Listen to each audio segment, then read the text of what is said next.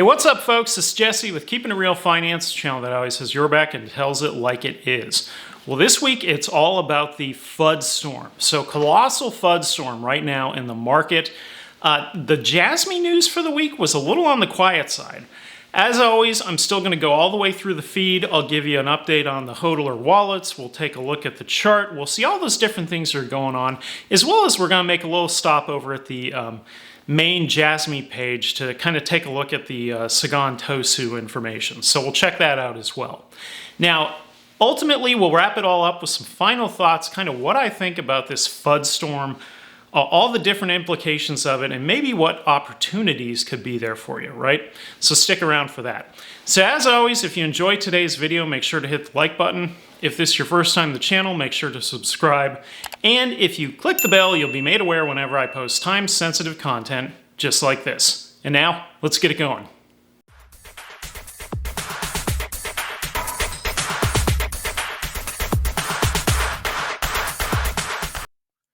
What is up, everybody? Happy to be back with you on this Friday afternoon.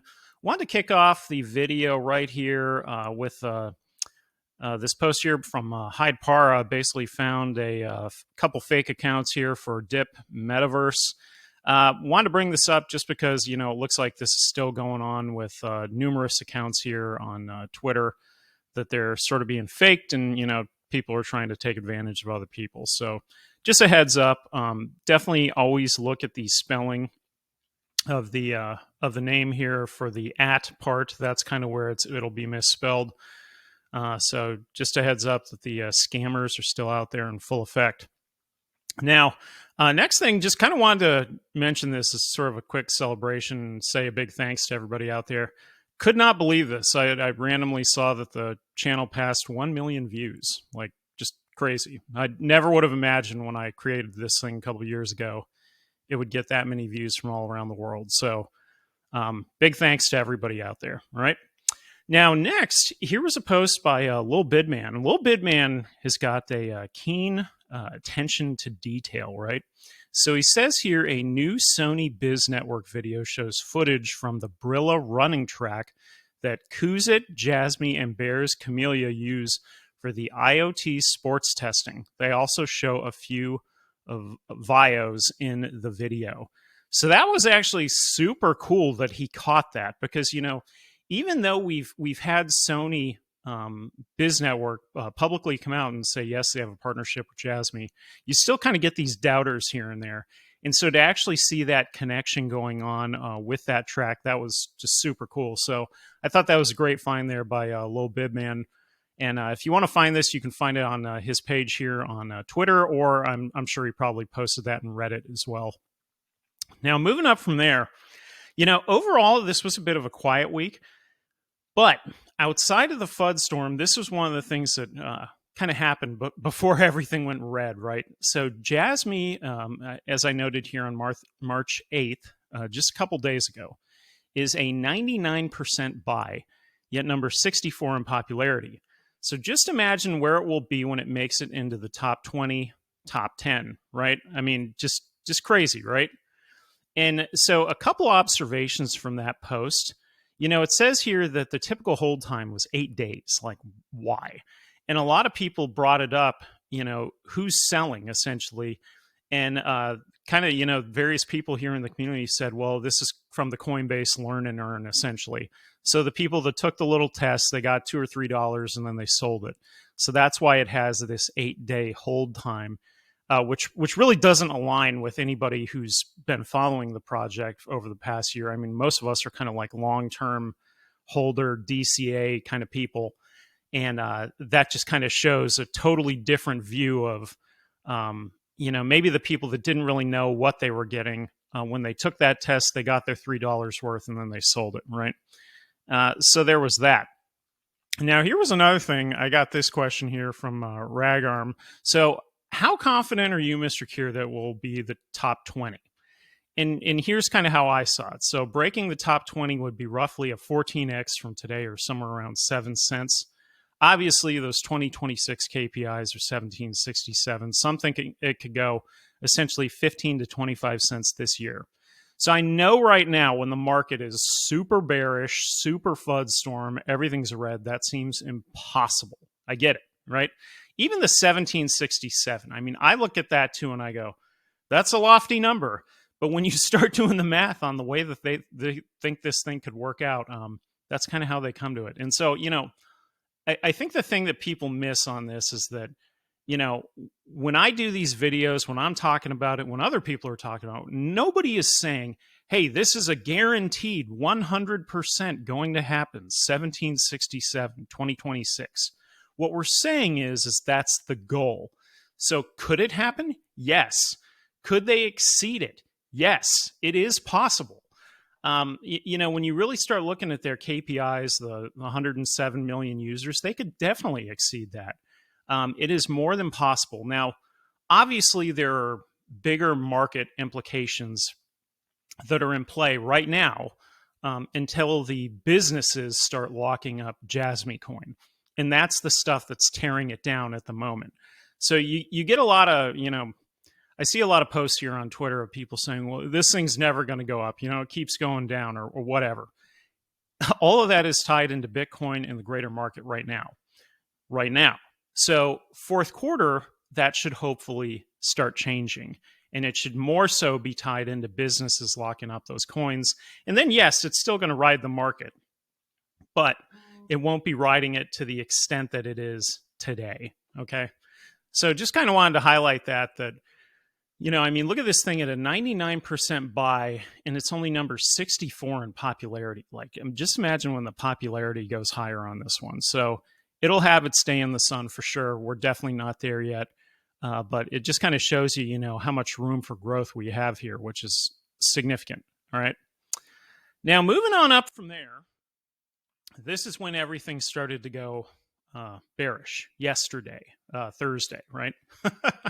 So we had quite a few different things that have come out recently. The first one that came out, I want to say was last week, was the letter from Elizabeth Warren to Binance, basically accusing it of, all this different fraud and money laundering and yada, yada, yada, without actually presenting any evidence and just sort of citing internet articles.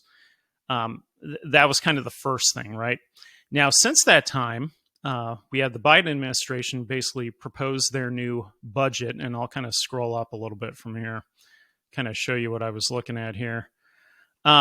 And basically, they talked about doubling the capital gains tax from 20 to 40%. I see that being extremely unpopular. They then talked about taxing Bitcoin mining at 30%. We had a bank. I guess there's basically two main crypto banks here in the U.S. that have been the banking institutions for the exchanges, right? It kind of reminds me of almost like the marijuana industry, that because it's not legal federally, like where do all the marijuana dispensaries put their cash? Do they just stuff it in a wall like Pablo Escobar, right? or where's the bank, right? And I remember, I want to say that I think Colorado actually had to make their own bank specifically for this. And maybe that's where this is kind of trending, right? So there's two banks, and one of them, it looks like, is potentially going under this Silvergate liquidation, right? Now, also on top of that, in this colossal FUD storm, we had the New York Attorney General sue KuCoin and declare ETH a security. So obviously, the market did not like that at all, because a lot of people view ETH as a commodity. And then, KuCoin, as I've said this before, and I said it, in my most recent video where I covered LCX, is that KuCoin really follows pretty closely Binance in terms of the way they run the company, their compliance efforts, their, yearly review and kind of post about how they're doing, all these different things, right? They really kind of follow lockstep with Binance. And what's interesting is that Binance obviously was sort of forced out of the US market, and then they had to create Binance.us. I'm wondering if KuCoin is going to have to do the exact same thing, that they're going to force the main platform out of the market, and that if they still want to operate here, it'll be KuCoin.us, right? Maybe. That could happen. Now, granted, New York State is a lot stricter than other states, but I wanted to share that, all right?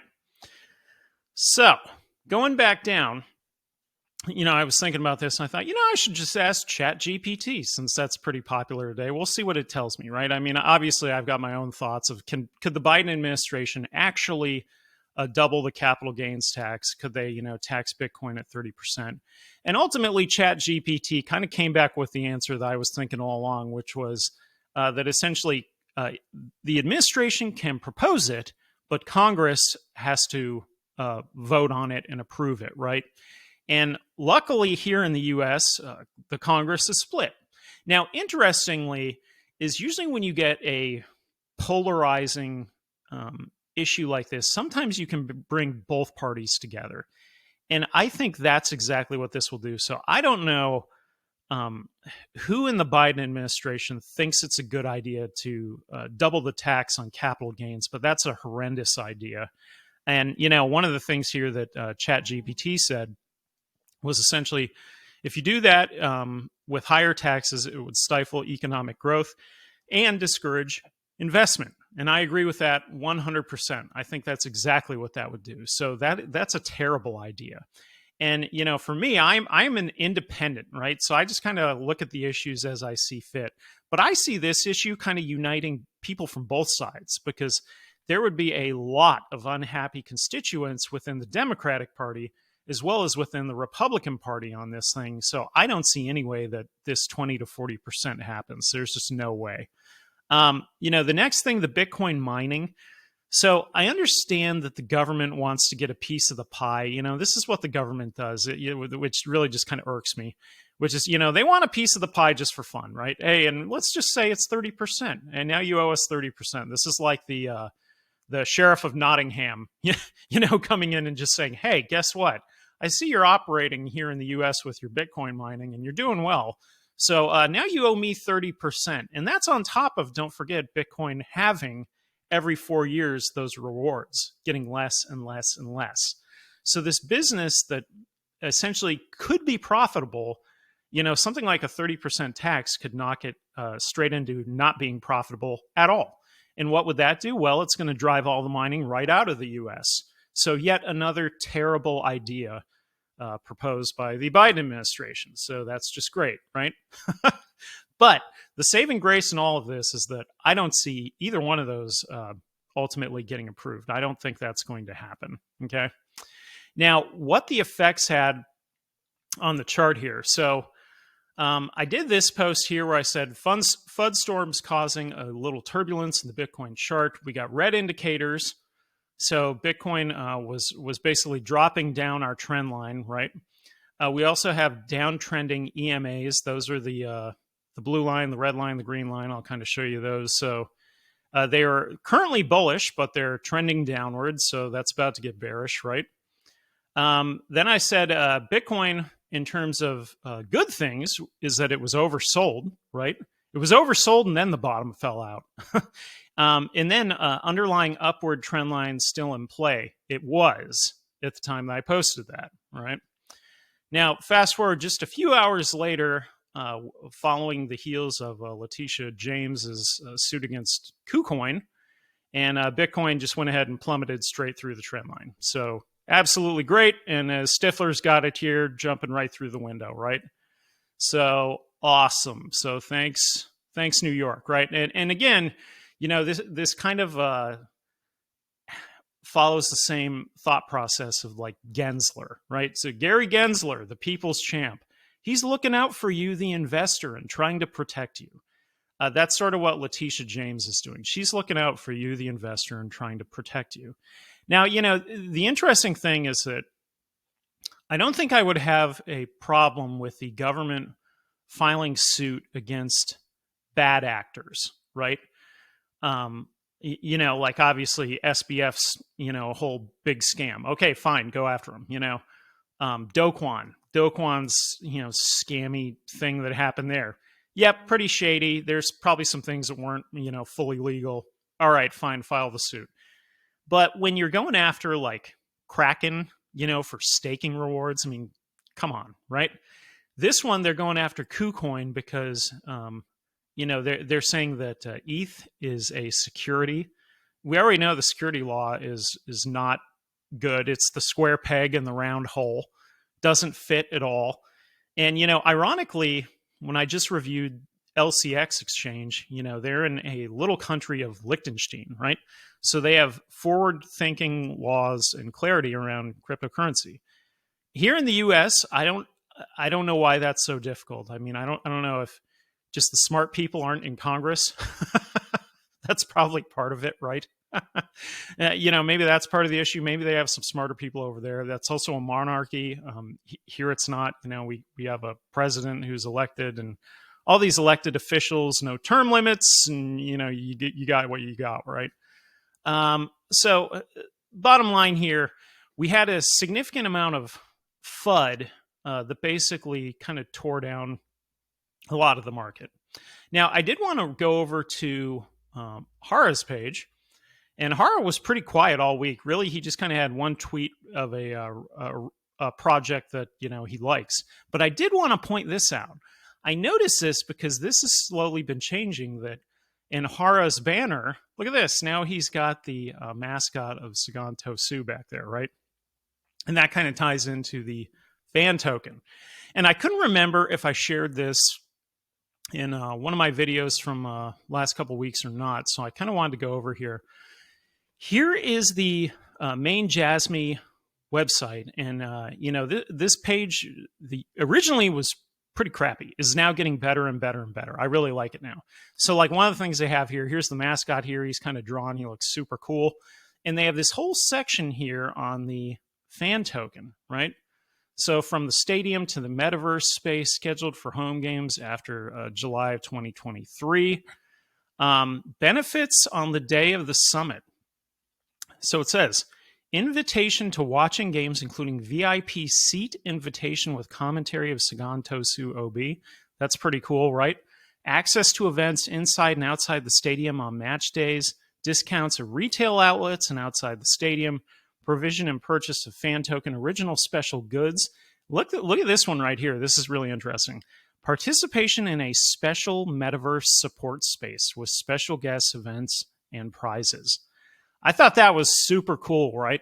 So they've really expanded this page quite a lot here on the main Jasmy site. So if you get a chance and you want to come check it out, it's located at jasmy.co.jp, and you can just click on the banner up top for Sagan Tosu. But what's really relevant there is that mention of the metaverse right here, special metaverse support space. So up until this specific reference, and maybe Hara's maybe said it in an AMA, maybe not. I don't think they have ever specifically mentioned metaverse outside of the Binance Academy article with Jasmy. That it was never actually said who they talked to at Jasmy. So I always kind of thought that article was almost like that Bellwood connection. That maybe that's who was talking to them, but to be determined. Either way, it's a reference to the metaverse, so that's worth taking a look at. All right. Now, wanted to go over to CoinMarketCap, show you the hodlers. Mount Jasmy is continuing to rise again, even in the face of all this adversity, still going up. So that's a really good thing.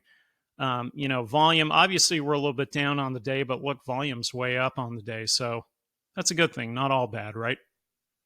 Now, if we come over here to TradingView, I wanted to show you what I'm seeing in the current chart.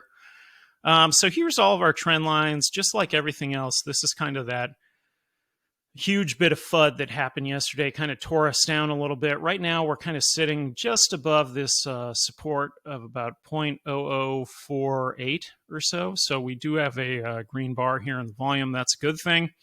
Zooming out a little bit, here's what it looks like kind of with the greater indicators.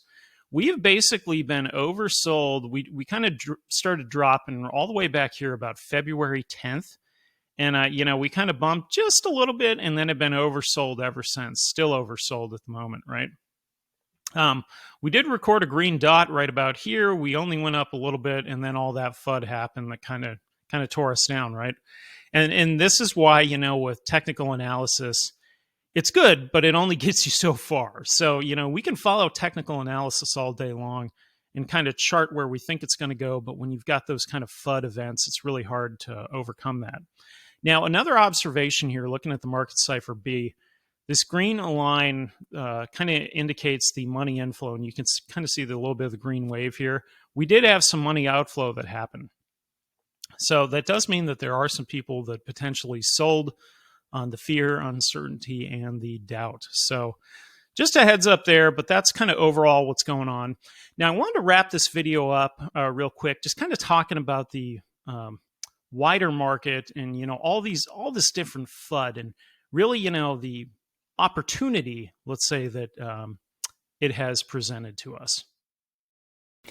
All right, so in this week's Final Thoughts, I just wanted to kind of recap some of the broader FUD that's happening in the market and say that, overall, I think these events are to be expected. And the reason why is that crypto is a unique up-and-coming investment space, right?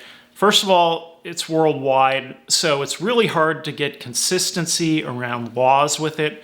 We're talking all different countries all over the world that treat it completely different, right? So for somebody who operates an exchange, that is really hard to constantly stay compliant. I mean, with Binance, for example, their compliance team, I imagine that is a full-time job trying to stay compliant all around the world, right? It's a really hard thing to do.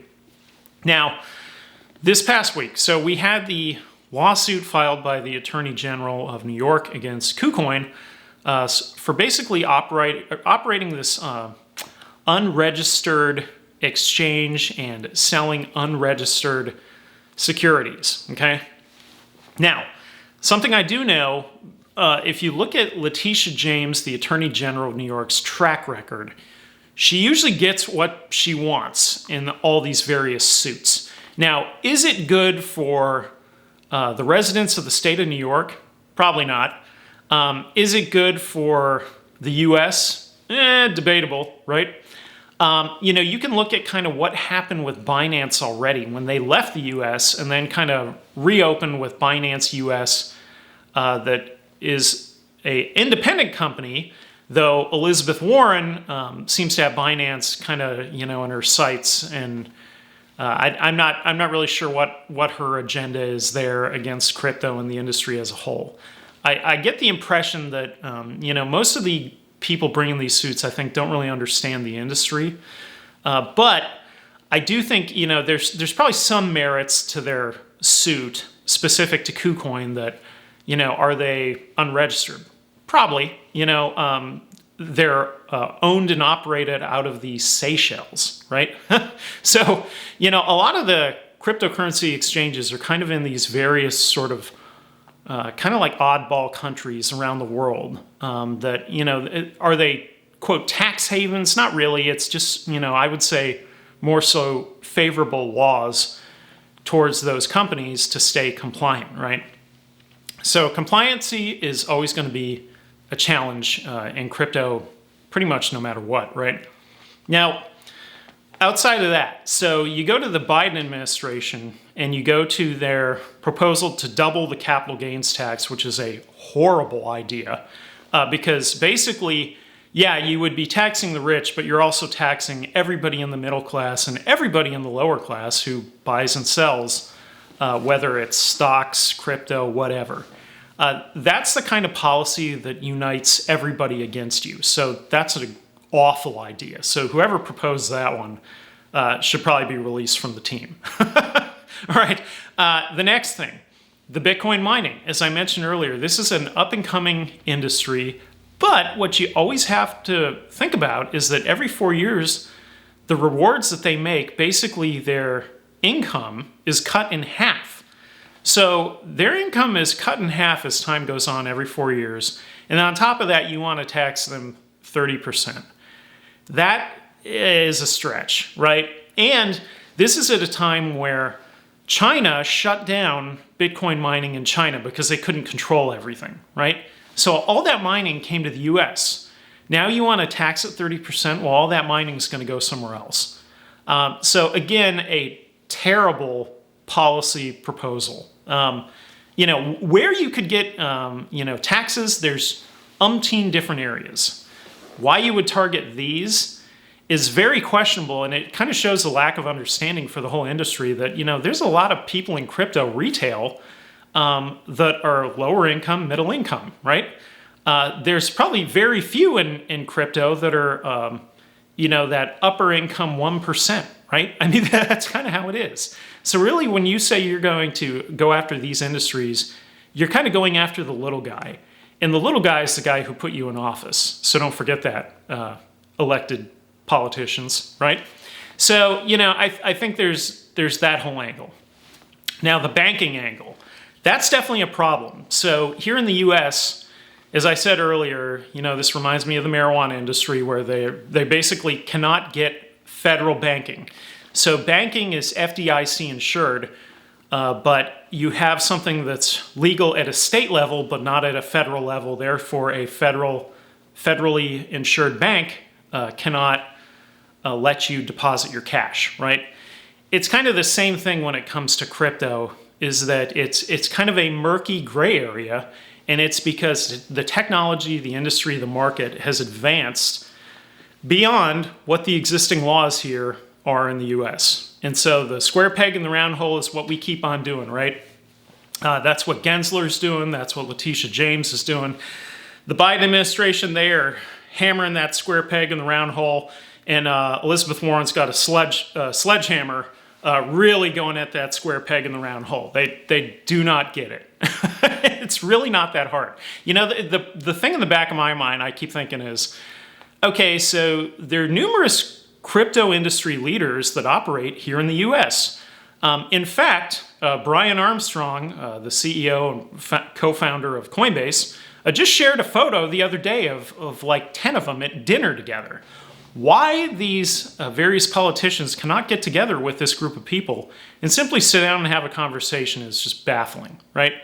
I even saw a video earlier today where somebody was grilling somebody else about Binance, where the lady was grilling him on Binance, and she didn't even know how to pronounce Binance. She called it Beyonce.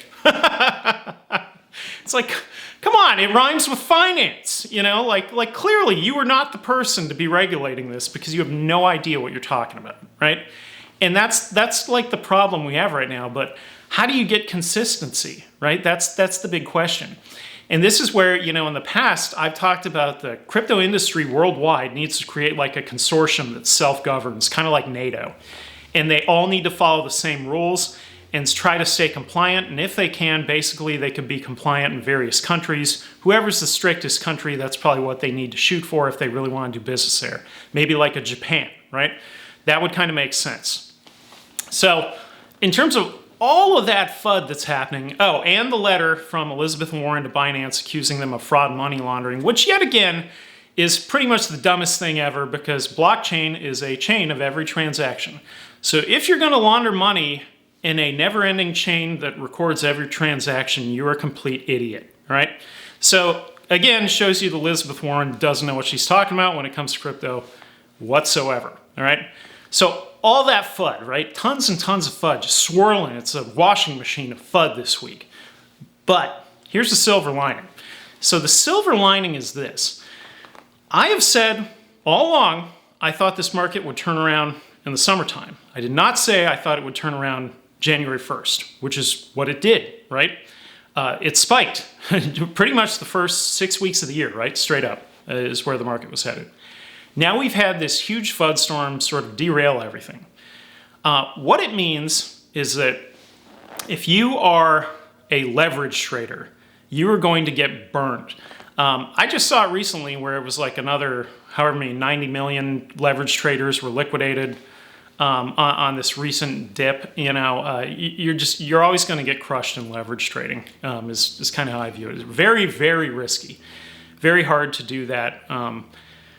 And really come out ahead consistently. And it's because of black swan kind of things like this that you can do all the technical analysis in the world and we can see where we think the chart is going and why.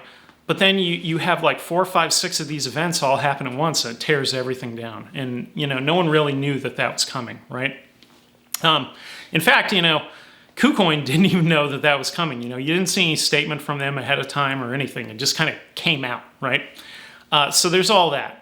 Now, what that means is that if you're just a daily DCA, dollar cost average kind of person, this is a buying opportunity, right? So that's the silver lining here, that when the market is going positive, should you be buying on the green days? I would argue that you should probably only be buying on the green days if the EMAs are still backwards. Now, if the EMAs are bullish and it's a green day, you probably shouldn't be buying. But when the market flips red, those are the down days. Those are the days to step up and consider buying. Now, with everything that's going on here, obviously the crypto industry is highly volatile.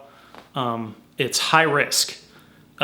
If you're going to play this game, it's a high risk game. It can be stressful, right? What we're really going to see, I think, in all these various legislation and F.U.D and all these things is the industry bigger than any one person? That's kind of the question that's going to be answered, I think, as time goes on. You know, you think about the SEC suit with Ripple. How well is that doing? Apparently, you know, from everything I can tell, it's not doing very well on the SEC side at all. But the flip side of that is that it's sucking the life out of Ripple in terms of the founders, the stress, the money it's costing. I mean, you know, the legal system here in the US is just completely skewed towards whoever has the most money. And obviously, when you're going up against the SEC and the federal government of the USA, good luck with that. You know, I mean, talk about gray hairs. It'll be a miracle if the leadership team of Ripple doesn't, you know, keel over dead within the next 5 to 10 years from this whole thing. Just because the amount of stress that it puts you under is just immense, right? But what's it accomplishing? Not a whole lot, right? And that's the SEC's track record. Whenever they file these suits, they never actually get anywhere. Even when they get a ruling in their favor, it's not always completely in their favor, right? Another example of this was that Binance US has offered to purchase Voyager and all Voyager's assets. And the court had everything going through, and then I want to say, I think it's the SEC or somebody challenged it, saying that actually they didn't think this would be a good idea. And the judge said, you can't come to me at the 11th hour and propose this with no evidence. No, shut it down, and now Binance US is buying Voyager, all right? So that's a good thing for the market. And so, you know, it's interesting that, you know, you got all these attorneys, questionable motivation. You know, nobody is just 100% committed to the law, the facts, the case. That's not what this is. It's like a popularity contest, right? Now, what I would say, though, with the Attorney General of New York is that I do think in some of her prior suits, maybe she had a point, right? When she went after Tether, she had a point. It wasn't backed 1-to-1. Okay, fair enough. You know, she's had a few wins, definitely, in those suits. But again, I just come back to, it's like, you know, are we really going after the bad actors here in crypto? You know, like, why aren't you going after the scammiest of scam coins? Instead, you're going after KuCoin? And now, you could argue that, yeah, KuCoin has probably listed some scammy projects here and there. Definitely, right? But are they the project itself? Like, why don't you go after that? Why don't, I mean, there's so many bad actors, and there is a lot of fraud that's going on in the industry because it's hard to regulate. Why don't you go after that? Why don't you target that? You know, it's kind of like they like to go after the big players, but then, you know, in terms of compliance, it's like, how do you become compliant when there is no framework to become compliant? That's kind of the big problem. So anyways, with all of that, with the whole tornado of FUD that's going on right now, I do think eventually the storm will go by, just like it has in all the other big FUD events. I do think that right now when the market's down is a good time to take advantage of it. And I do think that the market will correct as this year goes on. But, you know, as always, it's a little bit bumpy out there, and crypto is not for the faint-hearted, as highly volatile as it is. All right? So that's it for this week's video. I hope you enjoyed it. If you did, make sure to hit the like button. Don't forget that I am also on Twitter at KIR Finance, where you can find me tweeting and retweeting. Check me out there. You can check my QR code out, it takes you to the website. I've got the Patreon, affiliate links, all that good stuff is there. By all means, check that out. And then lastly, for a friendly reminder, this is Jesse with Keeping It Real Finance, the channel that always says you're back, tells it like it is, and I will see you on the next one. Later.